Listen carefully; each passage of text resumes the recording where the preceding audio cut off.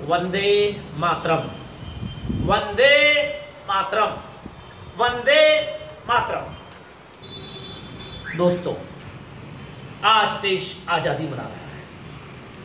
हमें आजाद हुए 1947 से अगर हम आज गिनते हैं तो हम अपनी 69वीं वर्षगांठ आजादी की मना रहे हैं। कैसे मिली आजादी?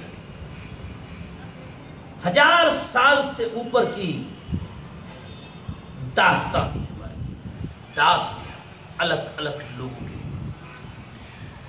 लेकिन आजादी की असली लड़ाई 1857 में मंगल पांडे की बंदूक से निकली हुई गोली के साथ शुरू हुआ। असली लड़ाई।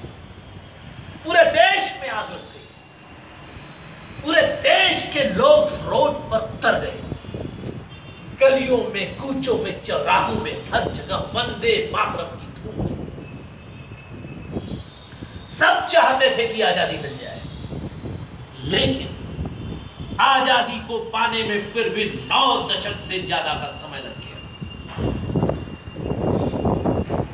सुभाष गांधी हो, गोखले तिलक हो, आजादी के अनगिनत दीवानों ने बहुत मेहनत पूर्वक इस दिन को लाया। नारी शक्ति ने भी कमाल कर दिया। बुंदेलखंड वालों ने लिख दिया, खूब लड़ी मर्दानी वह तो झांसी वाली रानी थी।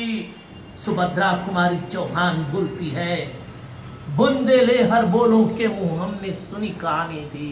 खूब लड़ी मर्दानी वह तो झांसी वाली रानी थी। सावित्रीबाई फुले, झांसी की रानी लक्ष्मीबाई। नारियों ने अपना योगदान तेजी से शुरू कर दिया था। गांधी जी को राष्ट्रपिता ऐसे ही नहीं बनाया गया, एक सूत्र में संगठित किया उन्होंने। प्रयत्न फलदायी हुए, आजादी मिली, दम एकजुट रह गया। हमारा एक छोटा सा टुकड़ा हमसे अलग कर दिया गया, जिसका नाम पाकिस्तान पड़ा, जो आज भी हमें बीच में रखता है। बाकी सब लगभग ठीक ही रहा। असली आजादी हमें तब मिलेगी जब हम ईमानदारी पूर्वक राष्ट्र को, इस भारत को जो सोने की चिड़िया कहा जाता था, उस भारत को सोने का पर्वत बना के दिखा देंगे।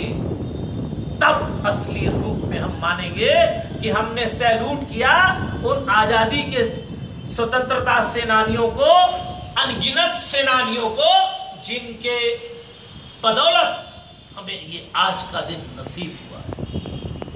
देश को विकसित राष्ट्र बनाना होगा, दुनिया के सामने नंबर 1 पर लाना होगा। उसके लिए हमें और आपको ही प्रयत्न करने होंगे।